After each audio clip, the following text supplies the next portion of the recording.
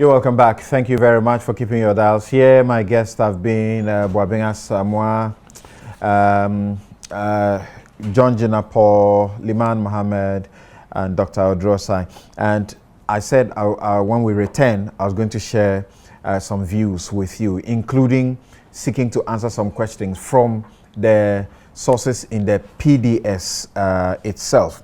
Now, the major question that's being asked, that it would be interesting to see the balance sheet and income statement of PDS as at the time the payments were made. Because if that is seen, FTI would have known whether they had money or they didn't have money. As it is now, it seems that the conclusion is that they didn't really have the money. So they sort of found ways, apart from 1 million that was put up by one of his shareholders and Santa Baron, which is actually was paid with our money with a loan. Everything else was just our money. So what would it have been done? PDS was incorporated as a requirement of the transaction late June 2018. All expenditure prior to that was made by the consortium members. That is Meralco, TG Energy Solutions Ghana Limited, GTS, that's Engineering Services, Santa Baron Ventures, and Energia SA. The financial statements of all the consortium members spanning a 3-year period were vetted. That's by MIDA and perhaps the IFC, correct? Okay. The balance sheet of PDS and income statement itself were prior to the transfer date inconsequential in terms of not serving any useful purpose to the transaction advisors. That will be the IFC, transaction advisors, because the company did not exist during the vetting and due diligence stage. I suppose you are getting how this is explained. The cost of the demand guarantees is an operational cost qualified as mandated cost and forms part of the tariff. This cost was to be borne by PDS as a corporate entity through its personal resources from whatever sources, i.e. equity, debt, revenue. This cost will have to be borne annually for the 20-year period of the concession. It cannot be that this cost was structured as having to come specifically only from equity. I suppose you are following the explanation. Note should also be taken that PDS is not a manager simpliciter for ECG, but a concessionaire, as well as a collector of revenues for all parties within the power distribution supply chain, i.e. generators such as the IPPs and VRA and Gridco as transmitter of the power. ECG's share of that revenue is a lease payment for the leasing of its asset to PDS. Further, under the transaction, PDS has a specific revenue it retains for the rest to be allocated in a ratio directed by the Ministry of Finance. PDS, prior to the suspension, never retained more than its due. No revenue belonging to any other group within the value chain was touched for the purposes of laying for the demand guarantees. Regarding the payment for the demand guarantee, PDS made part payment of $8 million before the transfer or takeover date, and not $1 million.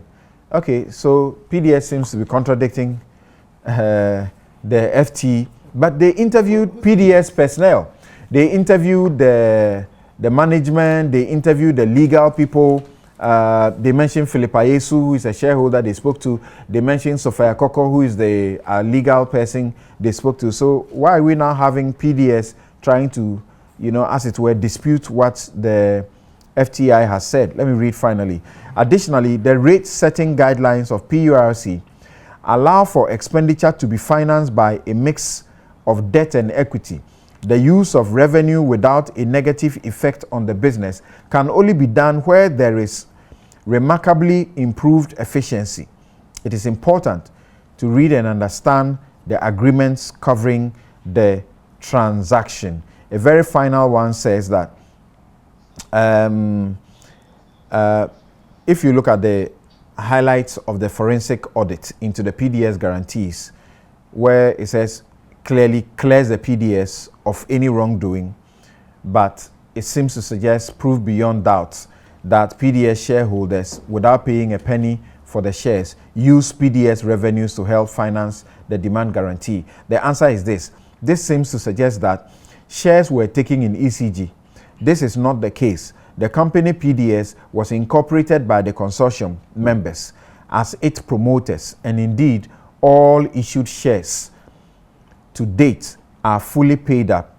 A prospective equity call which would have seen the capitalization appreciate had to be halted due to the current events. There is an approved schedule for capitalization which is on course per the agreement, and so PDS has not defaulted in any way. Thank you very much. I gave sufficient attention to the message from the PDS sources. Thank you very much. I'm sorry. I can't take your further comments. No, we are done on this matter. We are done on this. We are done on this issue. Going to handle EDF. EDF. Okay. So they will hear from us. Thank you. Right. I suppose we can pause this here, and as and when I promise to read your comments when they come in, I will share them with you. So let's move on. Who did you say we will hear from? EDF. Let's Don't move want to them in this transaction. Sorry. Yeah. He has been suggesting that even the PDS 1 million that came to it was actually PDS money wired to the personal account of PDS shareholders and later paid back. Sort of ECG money wired to PDS people and later paid to us as that's a complex contribution. arrangement. I think that we can wait and get to know the facts in that regard. But what FTI have done does not say so, and the government delegation do not also say so. Okay, so can we briefly look at the police issue and then go to the GRA matter as well? Doc, do you disagree with these comments by Ambrose Derry, and do you share the concerns by Professor Emmanuel Asante in respect of arming traffic police? Let's listen to what they had to say.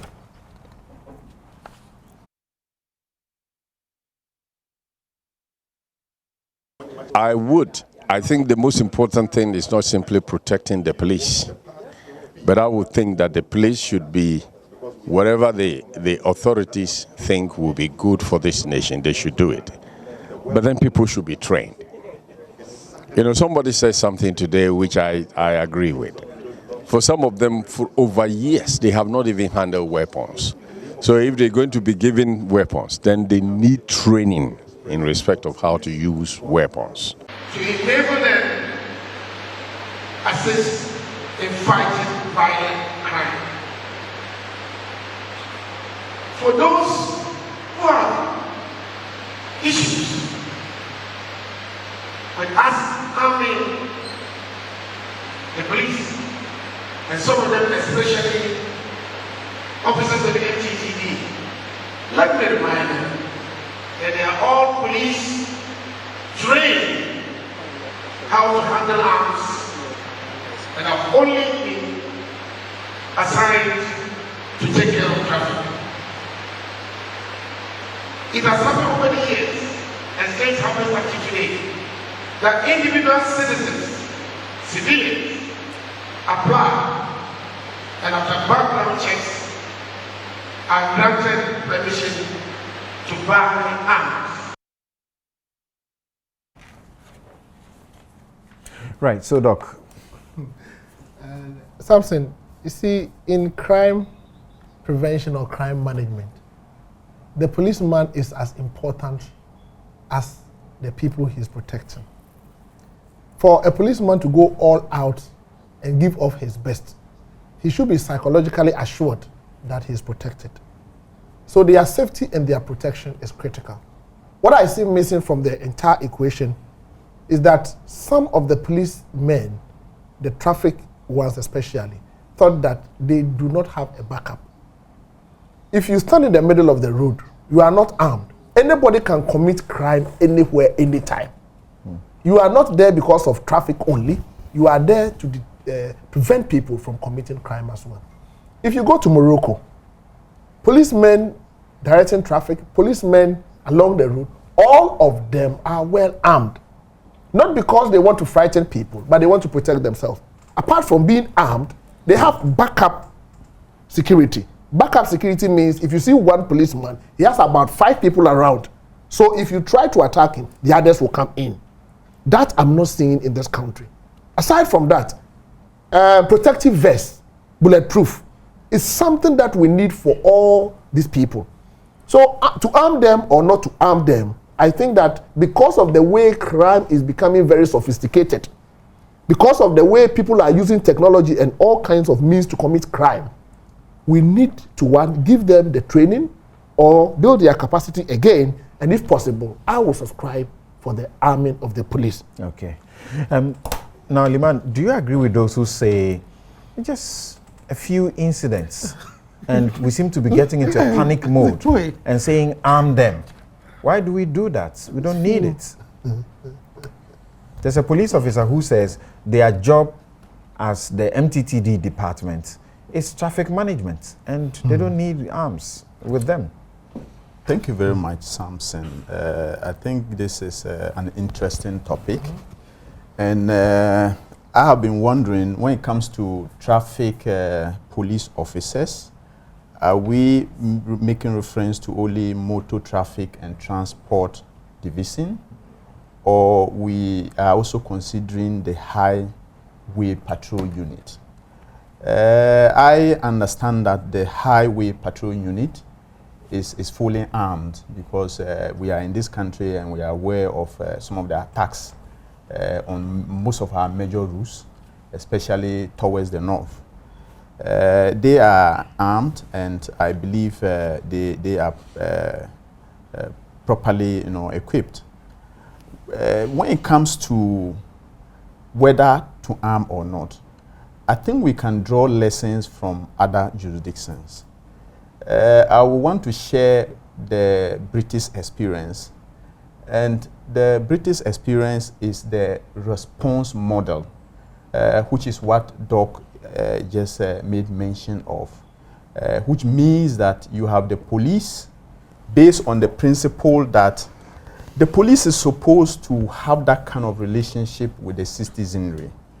And if they wield or show their guns around, it's likely to affect that kind of relationship with the citizenry. The police generally are armed for the operational duties. We're talking about the MTD departments. Okay, so with the MTTD department, I still want to complete the experience from the other jurisdictions so that at least we use learnings from there.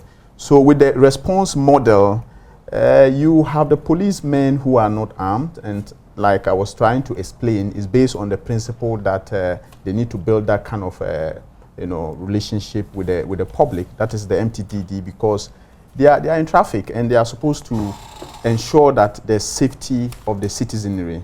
And there's that also belief or concept that once people know that the police, are armed, some of the miscreants are also likely to also arm themselves. We are aware of the US, where we all know that is the culture of guns everywhere, and because of that, the police are armed. So these are the various experience that we can draw from. I understand no way the police, the traffic police are not armed. They have vehicles that are close by, and the arms are in the vehicles. So anytime they anticipate any potential threat, then quickly they try to mobilize in order to combat. They've dealt with you. They've dealt with you. Yes, Doc says that before you go for your arms, they would have dealt with you. But I think all that will depend on how you deploy technology and able to gather intelligence. Because if you are advanced in terms of your gathering of intelligence, then you will be able to anticipate and then react proactively. And I agree, that is a different system. In Ghana, the question is whether to arm the police. I think that these two major cases that happened, that is the Kaswa case and then the Tamale cases, we know the case is in court. We haven't had the facts, but with some of the videos that came out, the impression we are getting is that some of these were reprisal attacks. So for me, if you ask me, I would say that we shouldn't press the impulse button. It's normal in every society to have moral panics. Where an issue comes up, you have the media covering it because of how severe that particular issue is. So what I will say is that let's do further research to see whether there's the need for us to even equip. And something before you come, I want to add on the training. The training is very critical. And I think the training is not only technical training, that is dismantling and then assembling arms, shooting, targeting, and all those stuff. I think it's time for us to ensure that we get the police to be trained on emotional intelligence or quotient or what we call EQ, and then social intelligence. These are very important. I believe that once we get them trained on some of these matters, not just the technical part, it will help us to be able to relate, because like some of the isolated issues that I've mentioned, you realize that if we had this kind of training, it would have gone one way or the other, you know, to help. In just some 2 minutes, we need to wrap up on this very quickly. John, you seem to suggest by your posture that we don't need it. You see, you take decisions based on some situational analysis. The police force is a professional body. Because I was reading one of the stories which said that when the police attempted stopping the vehicle that carried 4 men, they refused to stop and sped off. In the process, the 2 policemen decided to give them a hot chase. So the training is that when you stop a vehicle with 4 men, they refuse to stop, you decide to go after them. Do you do that without weapons? Don't you think that you should call for some reinforcement? Because once you see them run away, it should tell you that there's some element of threat. So I'm beginning to ask myself, what kind of situational analysis have they conducted? Don't also forget, we've had cases where policemen who are trigger happy or whatever you choose to call it, have equally shot at people. So be careful when you decide that all men on the streets doing traffic duties will be given weapons. It also has its consequences. So I don't want to enter into the arena of trying to determine what precisely happens, but I think that they should take a step back, do a proper introspection of the situation, and then when they are making decisions, they must understand that it comes with consequences, and that when you are deciding to arm all policemen embarking on traffic duties, it has consequences. What's the level of training, the level of sensitization, what kind of weapons are we even talking of? Are they assault rifles? So you're not exactly against it. You're only echoing what I'm the man said that as regards what Professor Emmanuel Asante said. Yes. They ought to be training first. Yes, and I think that they ought to assess the situation very well. This may not be the solution. But are we not in a hurry suggesting that they were going to arm them without giving them the necessary training? And it does appear from what you hear from Ambrose Derry and co. and the Vice President that this was only a coincidence. The thing that happened in Kaswa was only a coincidence, and that the decision had been taken already. That is where I want to depart from and move forward with. That clearly such a decision could not have been taken on the spur of the moment. This is the police council chaired by the Vice President. So there must have been some analytical studies already. There definitely would have been something on the table. Because, like John said, crime is moving into the streets. In the night, when the regular MTTD retires and you are proceeding home, you meet heavily armed police and soldiers. It's on the streets.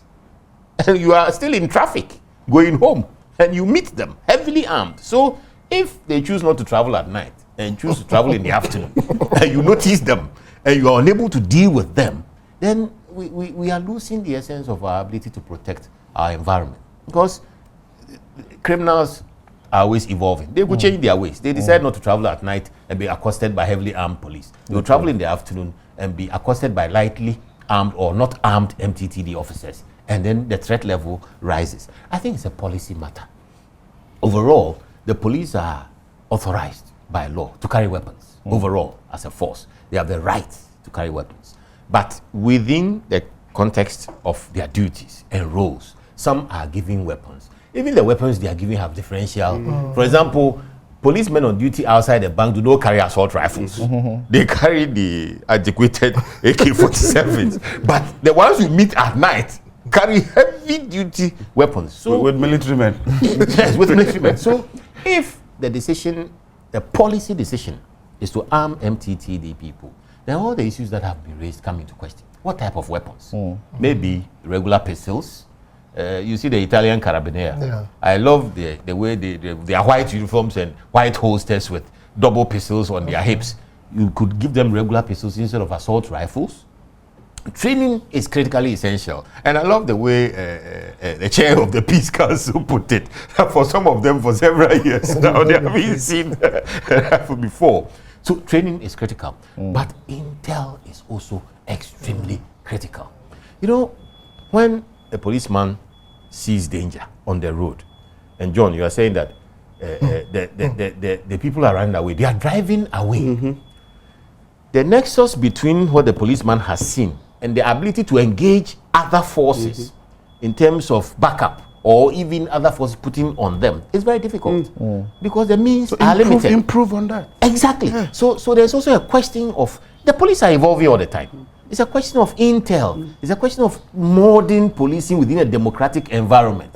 Let's face it, when our police force started, they were in fear police. They were wearing these tasseled hats with shorts and truncheon. Okay. And today we have SWAT, we have FPU, we have powerful units within the police who do powerful work for us. All right. So let us evolve. All right. Let us give them the benefit of the doubt. So, it's a policy issue. Right. We take a break here, and when we return, we will try to see if we can have some very small time to deal briefly with the questions that are being raised. Is it really real or perceived conflict of interest issue again as regards the acting board chair of the GRA in renting her 3-story duplex commercial building to the entity at Abogloshi, where the rent people seem to have issues with. We'll be right back.